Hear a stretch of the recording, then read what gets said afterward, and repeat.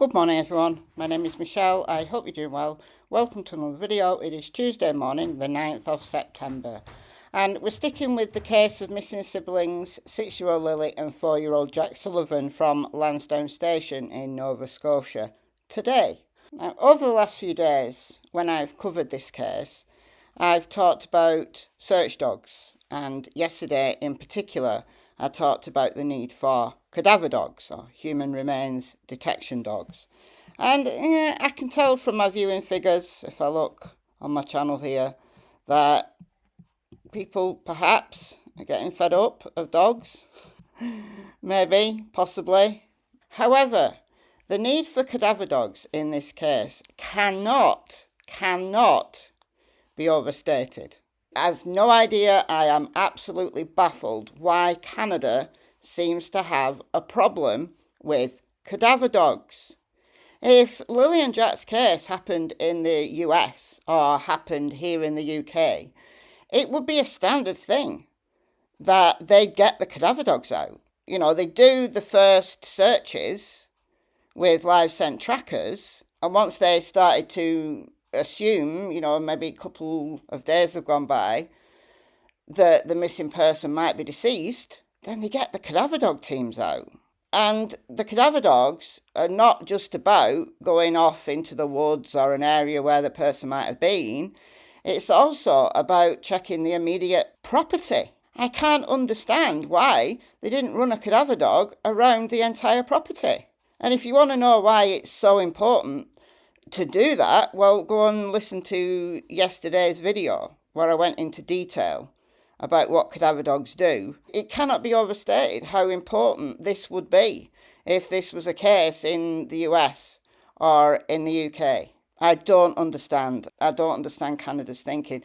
Now, I did have a few comments from this video that I want to pick up on, and I'm sorry I didn't take any screenshots, so I'm doing this from memory, but someone said, well, Nova Scotia is a poor province and they don't have the resources. I understand that. I understand that there's budgeting concerns. There is in any case. Money for a particular search effort for a particular missing person has to be budgeted. It does have to be budgeted. It's not the only case that they've got in that entire state or province or county. I get that. However, cadaver dogs, they're no more expensive to keep or to train than any other type of search dog. They're no more difficult to train than any other type of article detection dog. Because that's essentially what they're doing. They're article detecting. They're looking for a specific scent in a specific area. So I don't understand why they don't have more than 12 human remains detection dogs in the entirety of Canada. And yet they have thousands of missing people. And actually, it could prove cost effective to get through cases quicker. I just can't explain it. I've never seen anything like this before. However, what we're going to talk about in this video is a case that someone in my Facebook group has highlighted, that the RCMP didn't bother getting the cadaver dogs out, and the family have been up in arms about it. So we're going to talk about that. And by the way, if you want to join my Facebook group, we've got nearly 9,000 members. It's a discussion group, and people post up lots of cases, and it's awareness raising. The link to the Facebook group is in the description box of every video that I do, so if you're on Facebook, go and check it out. All right, so let's go.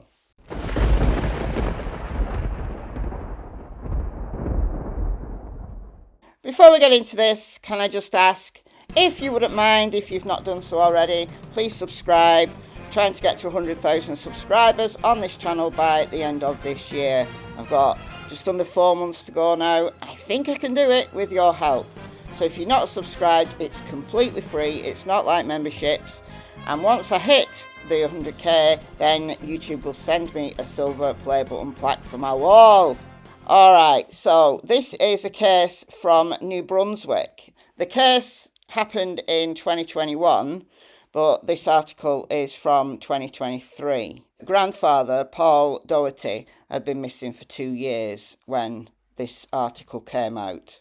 Penfield man's case raises questions about need for dogs that can find human remains. Amanda Sala wonders why RCMP won't send a dog to search for her grandfather, last seen in 2021. A really interesting article. I'll leave a link to it in the description box.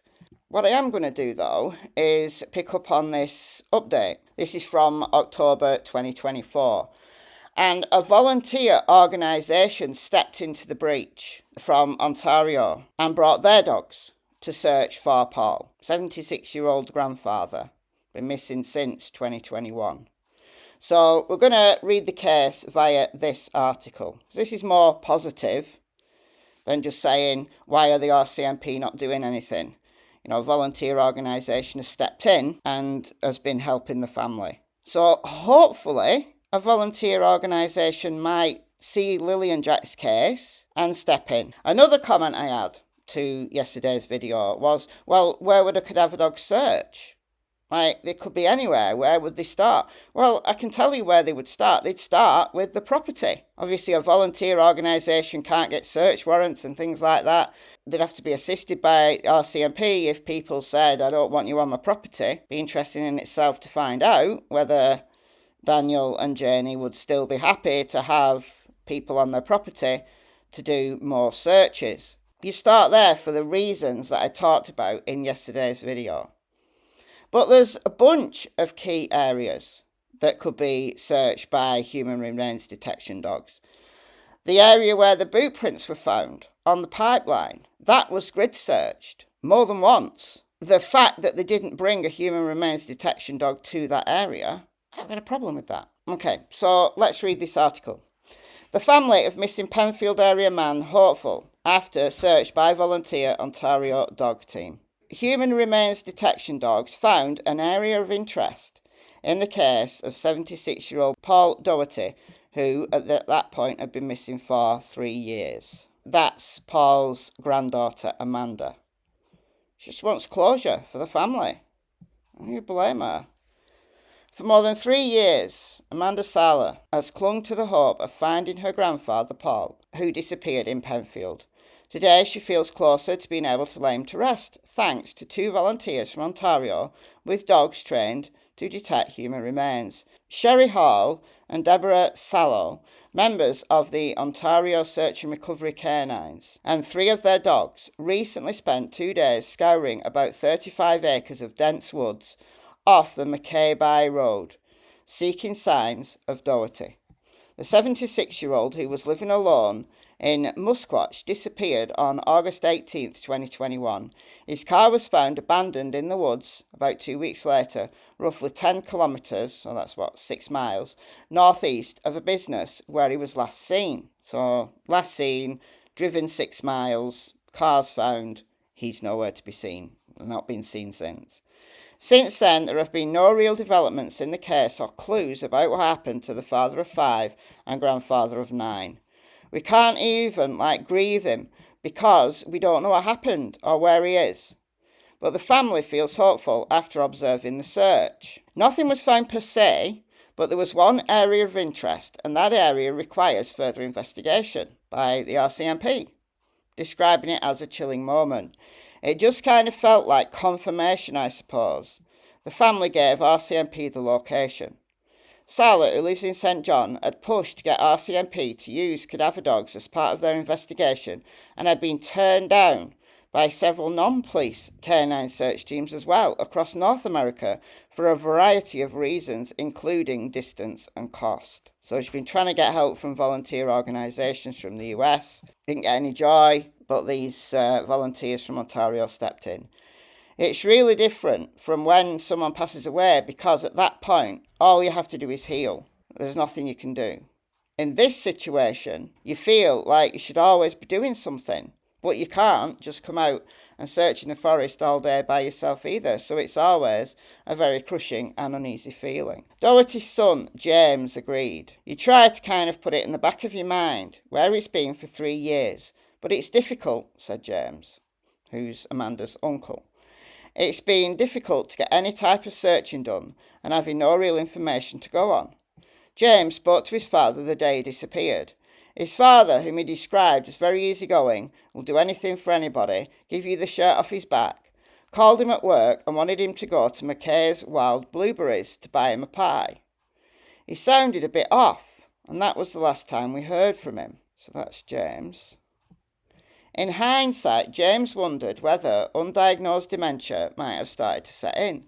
Knowing my dad as I do, there's no way he would bring a two-wheel drive vehicle in here himself under normal circumstances given the rough terrain. It's frustrating because in this province we don't have the resources we need for families in our situation. You're kind of left to your own devices. And I mean, you just shouldn't have to do it by yourself, right? There should be people to help. There should be. However, the RCMP refused. West District RCMP Sergeant Mark Blakely said Doughty's case doesn't meet the criteria for police dog services, but he declined to say what those were. For officer and public safety reasons, we do not discuss our operations and tactics. I understand that, but you've got a grieving family. At least tell them why you're not going to help them. Seems like a cop-out to me, to be honest. I mean, look, it's a wild area, but dogs would have a better chance of finding him than humans on their own would. Let's just put it that way. Blakely also declined to comment on the volunteer search team's findings, citing the ongoing investigation. He did say police do not believe criminality is involved, but declined to say why. The file remains active and a priority for the RCMP. No, it isn't a priority for the RCMP. If you're not going to use basic services, and I consider police dogs a basic service, I'm sorry. You know, putting nice videos online showing how great your training is, showing how well your police dogs are cared for, is fantastic. I showed part of a video from the RCMP in yesterday's video. Their training centre. Great, fantastic. Why don't you use it then? Dogs can detect 100-year-old remains. Hall, the Ontario team lead, said they volunteered to take on the case because they found it intriguing, inspiring and obviously very sad. Although more than 3 years have passed since Doughty vanished, that's no issue whatsoever for the search dogs, said Hall, a certified dog handler of about 2 decades. Talon, her 10-year-old Belgian Malinois, Con, her 3-year-old Swiss Shepherd, and Rinny, Salo's 4-year-old Yellow Lab, all recently participated in a 5-day course in New York in cold case searches and had absolutely no issues detecting 100-year-old bone fragments. So there's Sherry Hall and Deborah. And that's Talon. You must remember that the dogs are not actually looking and sniffing for a body. They are trained to find the highest concentration of decomposition odour. So if there was a body that slowly decomposed over a year or two, and at the same time was ravaged by scavengers, and there's nothing really much left to find, the dog will still be able to tell you that there was a body here. The thing is, though, if they found an area of interest, it could be that human remains have been there at some point in the past, but it doesn't necessarily mean that it was Paul. So there is that, but that it would be down to the RCMP to do testing to see whether there was any evidence, A, of a body, and B, of Paul. The probability of detection, however, depends on getting the dog's noses into the right spot. That depends on several factors, including the terrain, said Salo, a handler of 5 years based in Orangeville. The big trees aren't bad. It's when you get into the scruffy stuff. That's the hard stuff to get through. So like brambles and things like that. Another reason why spaniels are so good, because brambles don't faze them. Weather can also be a factor. Rain that pools on the ground, for example, can suppress odours until the soil can absorb the water. That's why they don't tell families they're coming to find their loved ones. She said they tell them they're going to clear certain areas so that they can be crossed off the list of places they need to continue to search. "Ready, find him!" shouted Hall, unleashing Talon into the thick brush, watching him closely for any change in behaviour, while Salo served as their flanker, responsible for guiding them using a GPS and mapping system and watching for any unsafe conditions. After about 45 minutes, they returned to their van where Salo retrieved Rinny and Hall became the flanker, as the Doughty family looked on. Later, the dog handlers alternated positions again and Hall's Con led the search for Doughty. In total, they spent about 10 hours over 2 days searching. Hall hopes the case will help raise awareness about the sorry state of search and recovery in Canada. Yeah, it is in a sorry state. She said, referring to how few room remains detection police dogs there are, the RCMP have only 12 across the entirety of Canada, and Canada's huge. How rarely police use non-police dogs like theirs, and how little training is available to volunteer dog handlers, forcing them to travel to the US for courses. She estimates they each spend about $10,000 a year on training, travel and helping families like Saia. They don't charge families for the service. Instead, they save money from paying contracts, such as looking for unmarked graves at residential schools, and pay it forward. In some cases, family will also raise money to help cover some of the costs, such as travel, accommodation or meals. Saia raised $2,000 online within a couple of weeks for Hall's gas money and Salo's flight. I want to be able to lay him to rest with Dorothy, his late wife, as it should be. We're definitely due some closure, that's for sure. Anyone with information about Paul Doughty's disappearance is asked to contact the RCMP at 506 357 4300. Information can also be provided anonymously through Crime Stoppers by calling 1-800-222-TIPS or 8477, by downloading the Secure P3 mobile app, or by secure web tips at crimenb.ca. So there's Paul. Those are the last images of him. And obviously it was COVID times. That's why he's wearing the mask. So, look, Lilly and Jack's case is not the only case where the RCMP has failed a family. Failed to do the most basic things that would be done in the US or the UK. I feel that at this point, a volunteer organisation needs to step in for Lilly and Jack and get some searches done. And if money can be raised to get them there, I'd be all for that. So I know there's been money raised for things like flyers and posters and signs. Raising money to get a volunteer search organisation there, I think would be very useful. What do you think? Let me know in the comments, and I'll see you in the next video. Bye, guys.